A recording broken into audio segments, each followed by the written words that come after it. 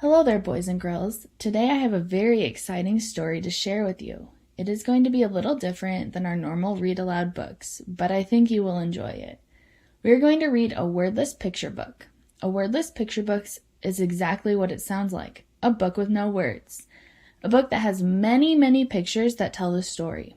Books like this leave it up to the readers to make inferences as to what the pictures are trying to portray. Let's get a little background on inferencing.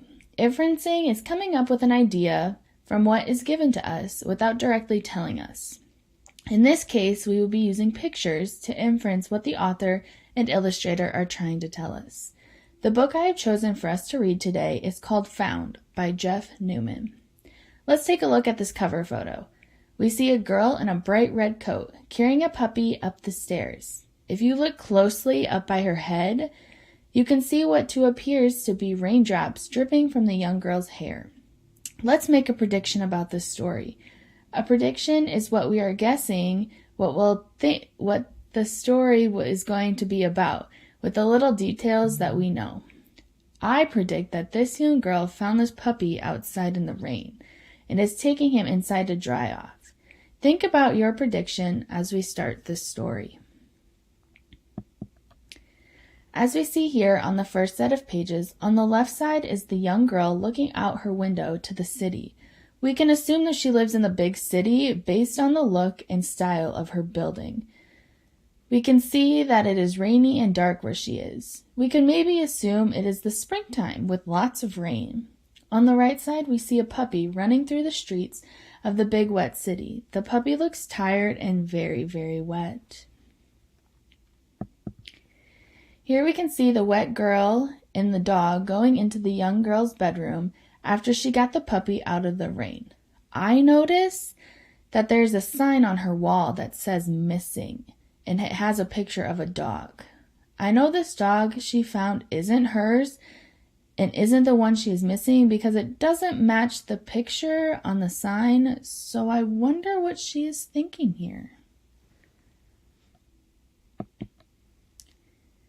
Here we can see that the girl is helping the puppy out. In the left picture, she is feeding the puppy out of her missing dog's bowl. She is filling the bowl up so the puppy has nice new food to eat. On the right side, she is laying out the bed for the puppy to sleep on. Since she had a dog before, I can bet that she had all this stuff on hand for this puppy. On this page, we see the girl brushing her teeth. It looks like she may be in her pajamas. I am sure she is getting ready for bed. Do you think the puppy is laying in his bed that she just made and ready to go to bed as well? If you said no, then you are right. The puppy has a red ball in his mouth ready to play. The puppy is not ready to sleep and wants the girl to play with him. Once again, in this picture, we can see the missing dog sign still hanging up on her wall. Oh no, this picture has sad written all over it. Why do you think the dog is hiding under the bed? The last picture showed the puppy wanting to play with the big red ball that is now in the girl's hands. And now that the young girl is ready to play, he is hiding scared under her bed.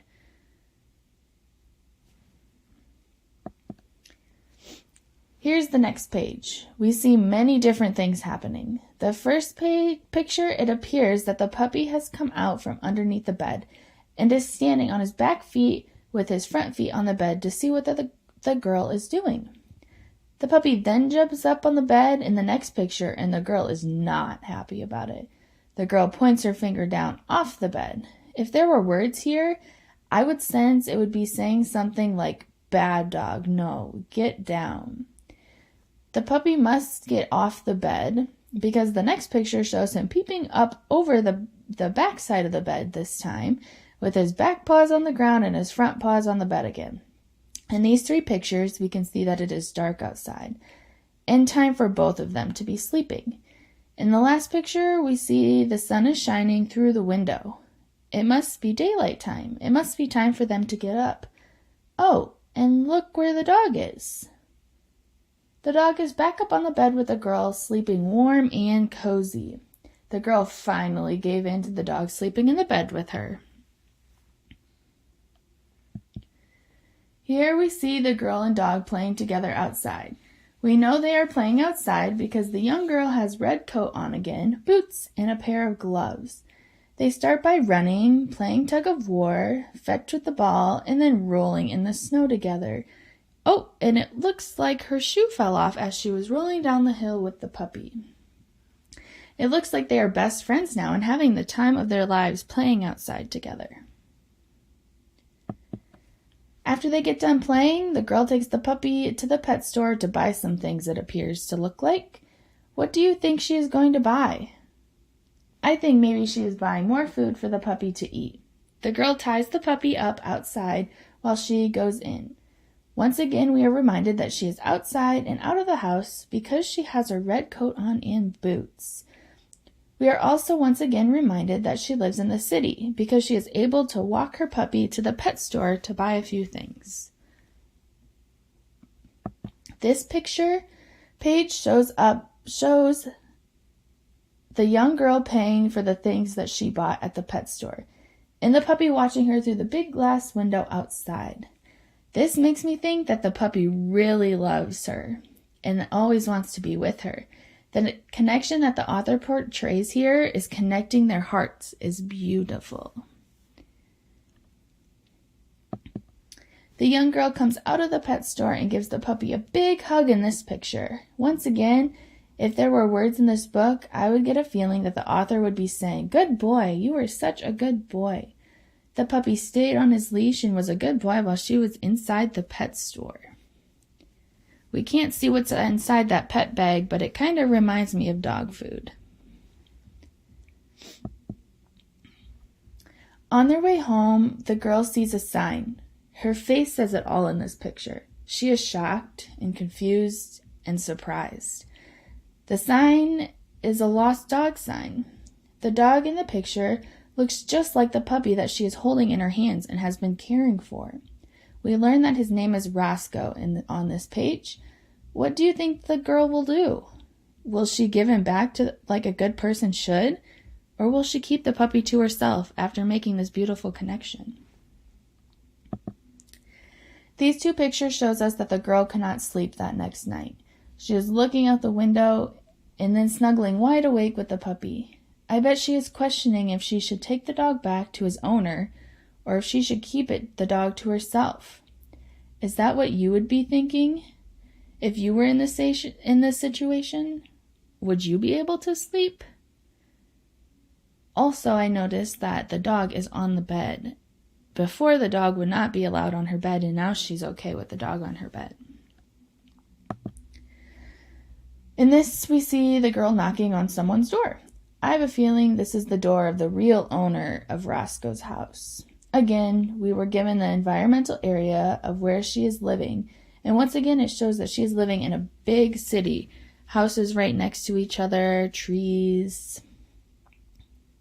We see she has her head down slightly. I am given the mood that she is sad and upset that she is going to have to give the dog back. Here we are shown what the young girl decided to do. She decided to do the right thing and give Roscoe back to his owner. She is sad, upset, lost look on her face.